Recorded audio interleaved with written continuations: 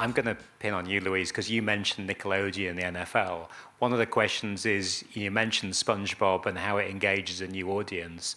How can you shed more light on how this engages new audience? I don't have the viewing data, so I don't know. But I do think that offering kids a more kids-focused feed will keep them in front of the TV longer.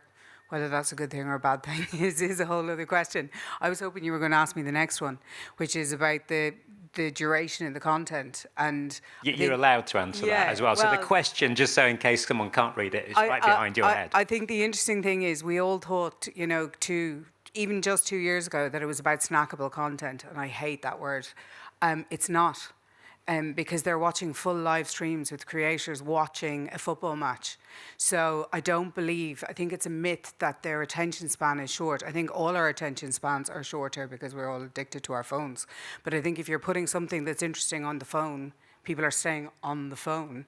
So I don't think that it is about duration. I think it's about engaging content where they feel part of the event and not just sitting back and watching someone serve them something.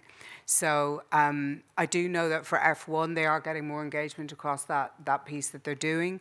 I don't, again, have the numbers, but I think you are creating a bespoke feed that doesn't have an adult theme to it. It's based on what the kids want to watch, and if you can bring their world into a sporting world, then you're uniting their interests, and therefore that kind of cross-pollination of interest happens. And to me, I think it's a great way to get kids into sport now. I mean, I can just quickly add to that. I think that was step one, right? NFL putting the stuff on Paramount, then Disney did the same thing by using their own IP in it, and it brought a lot of brand sponsorship integration in there. I know Sony is working a lot through Beyond Sports on this stuff. But it was step one. Step 2, 3, 4, now you're bringing the creators in there. Now you're giving an NFL game internationally to Speed to comment on. So I don't think like that one thing changed behaviors. It brought a different type of audience into the world of NFL, and now you're keeping that audience by giving the content to the creators that they watch the most on YouTube, and doing these co-viewing things with Speed and Mr. Beast and stuff. So I think, for me, I think it's a series of experiments rather than one thing that drove a meaningful change. Dave, is that fair of what you're doing at WBD? You're looking at a series of experiments, and do you recognise that question as something that you're asked in terms of your normal job? Won't the younger gen grow up out of short and sharp content? I mean, ask that question. I mean, no one in here is 10 years old, right? And I bet we're all consuming short form video in some case. But I think the Olympics is a really good example of like how we covered all of that choice, all of those audiences and all of those different consumptions. I mean, I could spend a whole session on the Olympics. So just quickly, we had 7 billion minutes streamed to 7 million users just on our platforms.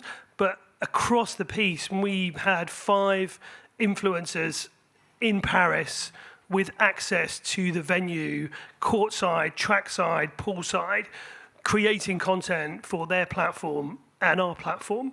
We had highlights and reels and replays of every different event. And our customer promise is that we will offer you all of the Olympics and you will never miss a moment.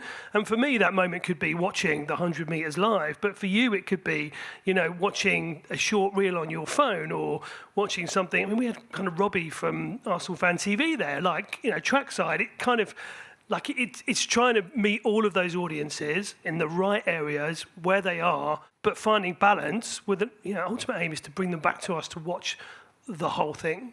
So I don't think people won't grow out of that. It's just where it is and how you have to adapt your content.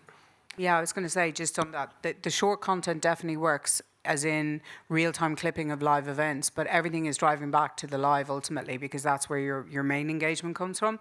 I do think that when it comes to highlights, it's shorter the better, because people don't want to commit the time. No one goes back and watches a full football match. We know that. You can enhance it as much as you want, but ultimately, unless it's curated or narrated in a different way, people just won't commit that amount of time anymore. So there is definitely a place for the short content, and that isn't going to go away. But equally, there's a place for the longer form content as well.